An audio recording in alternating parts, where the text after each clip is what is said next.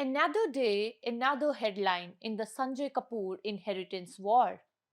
A week ago, the late industrialist mother, Rani Kapoor, accused her daughter in law, Priya Sajdev, of hiding her son's wealth, claiming he earned rupees 60 lakh a month. Priya hit back instantly, saying Rani herself draws 21 lakh from the company and has all her expenses covered.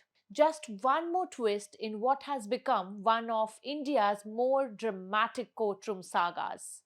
Hello and welcome to The Print. I'm Sagarika Kisu, and today I'm going to take you through the money, power, and motives driving this family feud. The sudden death of 53-year-old Sanjay Kapoor while playing polo in London has unleashed murder allegations, bitter accusations of greed, and a battle over control of Sona Comstar, the automotive firm built by his late father.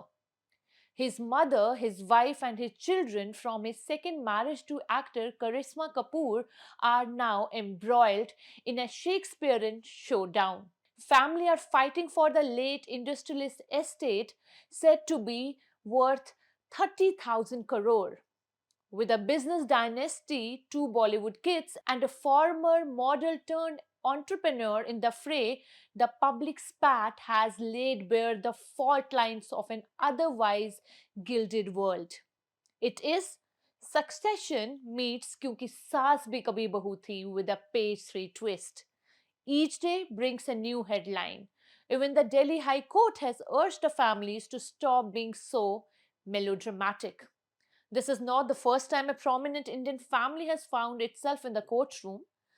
Jyotiraditya Scindia spent 27 years locked in legal battle with his three aunts over a 40,000 crore royal empire in Gwalior.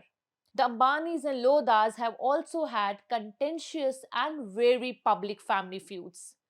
So let me take you back to how it all started. The debt that started it all.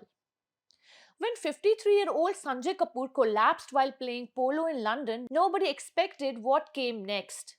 Murder allegations, accusations of greed, and a battle for control of Sona Comstar, the billion-dollar automotive company founded by his father. His mother, his wife, his children with actor Karisma Kapoor, three generations are now fighting it out in the Delhi High Court over an estate reportedly worth 30,000 crore. But how did the feud begin? Everything escalated when Sanjay's children with Karisma, Samaira and Kian challenged their father's will in September. And what was the trigger?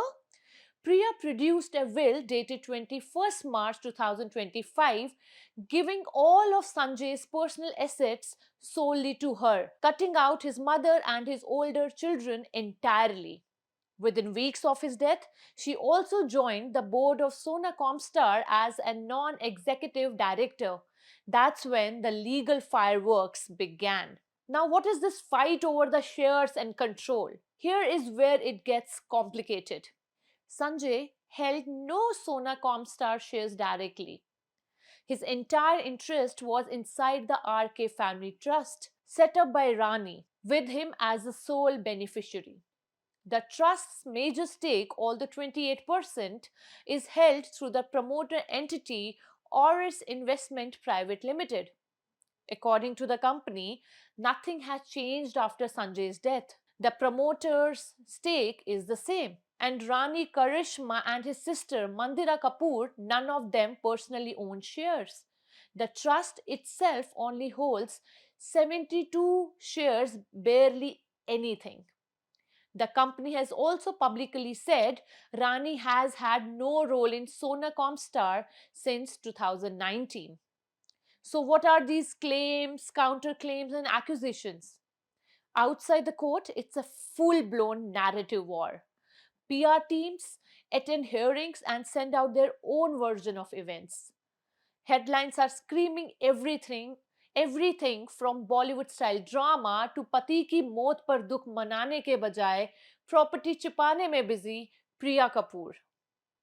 In court, Rani now alleges Sanjay had removed Priya from the holding company back in March 2023 and that he wanted to reverse past decisions.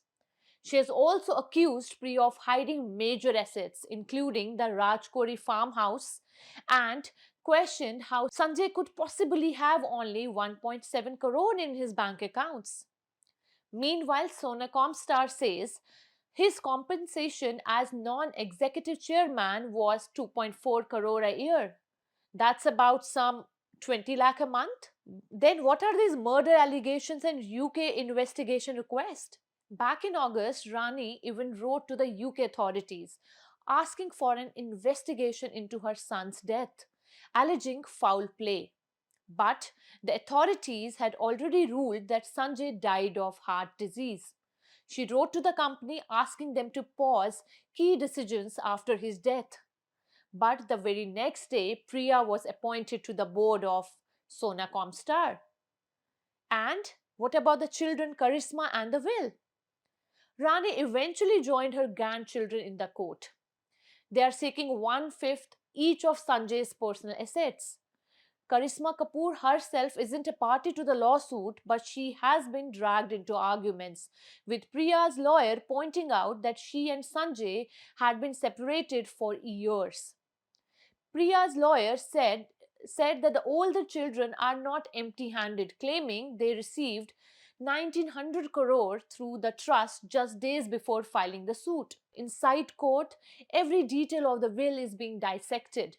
Spelling errors, wrong pronouns, and even the misspelling of 6-year-old Azaria's name. The children call it forged. Priya's lawyer says they are simply template errors copied from Rani's will. Now, we will talk about this family dynamics and the emotional undercurrent. Mandira, sister of Sanjay Kapoor, says Priya broke up Sanjay's earlier marriage and that their father had opposed the new relationship. She claims the tragedy has now brought the family closer to Karishma. Priya's team, on the other hand, says she is being painted as a villain, a Kamolika, while she is simply grieving and following the law. Outside the courtroom, emotions are running high. Inside, it's a cold battle of documents, trust, wills, and timelines. This story has everything: wealth, family, Bollywood, tragedy, accusation flying in every direction. And as of now, the inheritance war in the Kapoor family is nowhere close to ending. We'll keep following the case and getting you the latest. For now, this is the latest chapter in one of the India's most dramatic family feuds.